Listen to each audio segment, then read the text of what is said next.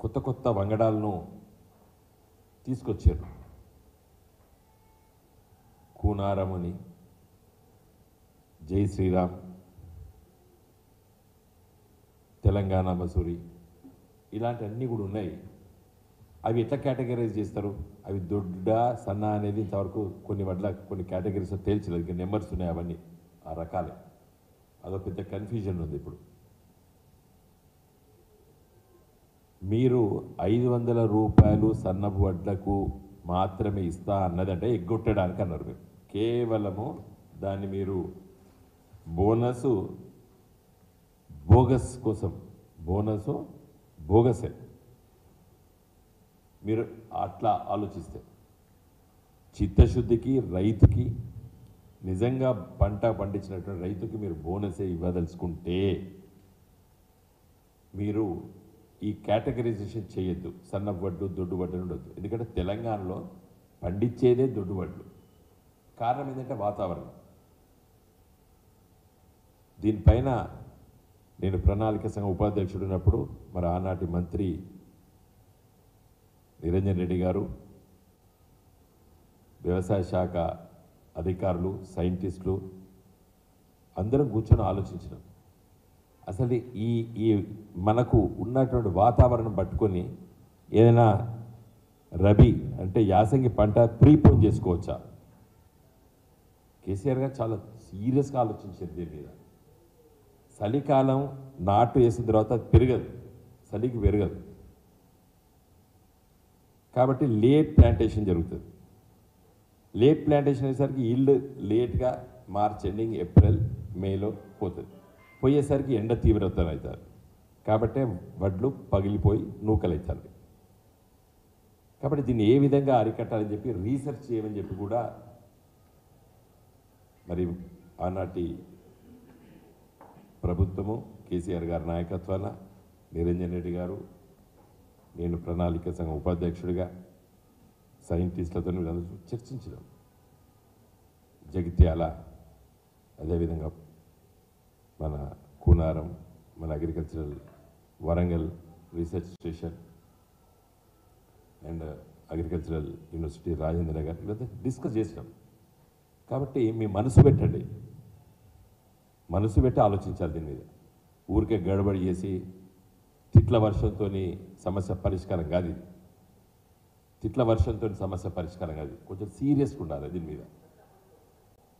నేను అందుకే క్యాబినెట్లో కొంచెం మంచిగా డిస్కస్ చేసి ఈ వరి ధాన్యం ఇంత కొనాలి, ఎట్లా కొనాలి, రైతుకు పెట్టుబడి అంటే రైతు బంధు ఎప్పుడు ఇవ్వాలి అనేది చాలా ఇంపార్టెంట్. మీరు ఇచ్చినటువంటి మొన్నదానికి ఇచ్చేది దేనికి ఉపయోగపడేది? వాళ్ళకు ఉన్న అకౌంట్లో కొంత యాడ్ అయింది. మరి పంట పండితే కూడా కొంత డబ్బులు ఇచ్చిందిగా, అమ్ముకున్న తర్వాత పడి. అప్పుడు కాదు కదా ఇవ్వవలసింది, ఎప్పుడు వాళ్ళు పెట్టుబడి ఇవ్వాలి. కాబట్టి ఈ బోనస్ బోగస్గా మార్చకండి. బోనస్ మీరు ఈ కేటగరైజేషన్ చేయొద్దు. నేను రిక్వెస్ట్ చేస్తున్నాను, డిమాండ్ కూడా చేస్తున్నాను. ఎందుకంటే నిన్న మా నిరసనలు తెలియజేశాం. యావత్తు తెలంగాణలో పెద్ద స్పందన వచ్చింది మా నిరసన కార్యక్రమం తీసుకుంటే. ఎస్, ఫస్ట్ 2-3 నెలలు 100 రోజులు ఏమైనాయి, ఇప్పుడు ఏమైనాయి 180 రోజులు అయినాయి, 6 months. అండ్ నేను ఇంతమంది చెప్పినట్టు first 6 months is very important. ఒక ప్రభుత్వం నడవడిక, ఆ వ్యక్తి యొక్క ప్రవర్తన, ఇవన్నీ కూడా ఫస్ట్ 6 months ప్రజలు అంచనా కడతారు. కాబట్టి రేవంత్ రెడ్డి గారు మీకు మిగిలింది బహుశా ఇదే కీలకమైనటువంటి క్యాబినెట్ మీటింగ్. మళ్ళా 6 నెలలు దాటిన తర్వాత ఇంకా మిమ్మల్ని ఎవరు నమ్మరు. ఇప్పుడు నిన్న మీరు ఎన్నికలైన తెల్లారే ఓట్లు పడి తెల్లారే 500 సన్న వడ్లకని అంటుంది. మరి ఒక 2 రోజుల ముందు చెప్తే అయిపో కదా. 2 రోజులు మొదలు ఇదే మాట చెప్తే డిపాజిట్లు రాకపో మీకు కాంగ్రెస్ పార్టీకి. ఈ వార్త 500 రూపాయలు క్వింటాల్కి ఇచ్చే బోనసు ఓన్లీ సన్నవడ్లకి ఇస్తామని ఎన్నికల ముందు అని ఉంటే 17 పార్లమెంట్ సీట్లు కూడా డిపాజిట్ రాకపో కాంగ్రెస్ పార్టీకి.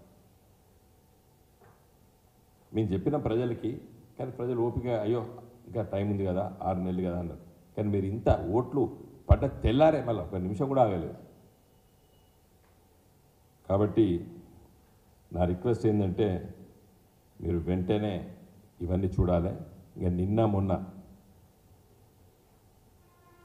మా సీనియర్ లీడర్స్ ఇప్పుడే మేము లోపల కూర్చున్నప్పుడు చెప్తున్నారు, వరి ధాన్యం ఈ అకాల వర్షాలకు తడిసి ముద్దే ఉన్నది.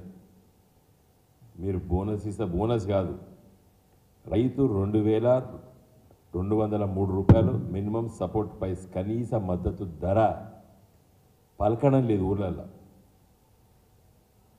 1800కు అమ్ముకుంటున్నారు రైతులు. ఎవరికి? రైస్ మిల్లర్లకి. మేము బోనస్ అడగలేదా అంటే ఉన్నదే గుంటలేడు బోనస్ ఏడు అడుగుతాం అయ్యా అని ఏడుస్తున్నారు రైతులు. కాబట్టి మీరు ఇవాళ క్యాబినెట్లో కూడా ఏదైతే తడిసిన ధాన్యం రైతుల దగ్గర ఉన్నదో అదంతా కూడా కనీస మద్దతు ధరకు కొనాలని చెప్పి కూడా మేము డిమాండ్ చేస్తున్నాం. చివరిగా మళ్ళీ చెప్తున్నాను,